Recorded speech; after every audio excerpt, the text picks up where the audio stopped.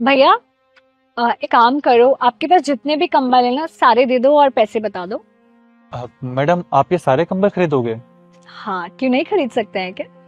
नहीं नहीं, खरीद सकते हो ना। मुझे गिनने पड़ेंगे। आप 5 मिनट दो, मैं गिन के बताता हूँ आपको। ठीक है, बस थोड़ा सा जल्दी करना। हाँ। अरे बेटी, बात पूछूं? हाँ जी अंकल, पूछिए।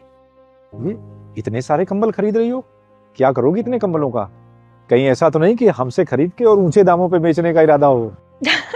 अरे नहीं नहीं अंकल, भगवान की दुआ से मेरा काम बहुत अच्छा चल रहा है।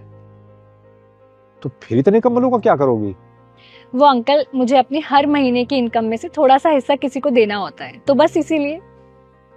पर बेटी, इनकम का हिस्सा और दान, कंबल, मैं कुछ समझा नहीं। अंकल, पूरे महीने की कमाई में से कुछ हिस्सा मैं मंदिर में चढ़ाती थी भगवान को। पर पिछले महीने ना मेरे साथ कुछ अजीब सा हो गया। क्या हुआ? पिछले महीने भी मैं हर महीने की तरह मंदिर में चढ़ावा चढ़ाकर वापस आ रही थी। तभी मुझे एक भिखारी मिला। उसने बोला कि मैडम बहुत भूख लगी है, कुछ खाने को चाहिए। तो मैंने उसे 100 रुपए दे दिए और मैं घर आ गई। और उसी रात मुझे सपना आया और सपने में भगवान जी आए। और उन्होंने मुझसे कहा कि बेटा, इस महीने का हिस्सा पूरे 100 रुपए मुझे मिल गए हैं।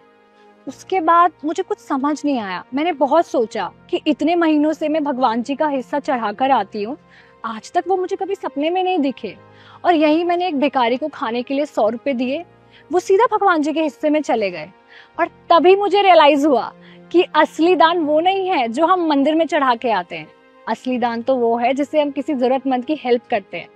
और आपको तो पता ही है ना, अब ठंड भी कितनी बढ़ गई है और रात को रोड पर कितने सारे लोग सोते हैं। तो इस बार इस महीने के हिस्से से मैं कंबल खरीद रही हूँ उन लोगों के लिए। बेटी, आप जैसे लोग ना दुनिया में बहुत कम हैं। और फिर ये बात भी सच है कि भगवान को हमारे चढ़ावे की कोई जरूरत नहीं। और फिर हम होते कौन है भगवान को कुछ देने वाले? उल्टा हमारे पास जो कुछ है सब खुद ही उन्हीं का दिया हुआ है।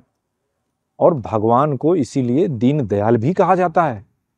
सच्चा दान वही है जो जरूरतमंदों को दिया जाए। हाँ अंकल, बिल्कुल सही कहा आपने। मैडम, पूरे 150 कंबल है। अच्छा ठीक है, कितने हुए? अब 1200 रुपये का एक कंबल है, तो उस हिसाब से हुआ। नहीं, 1200 नहीं।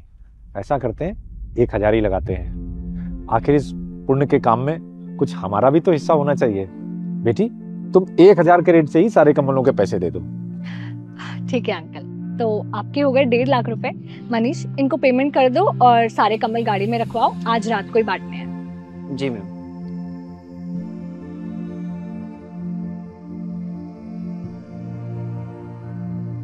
ये लीजिए अंकल जी, 1.5 लाख रुपए। ये सारे कंबल गाड़ी में रखवा दो। जी, आइए।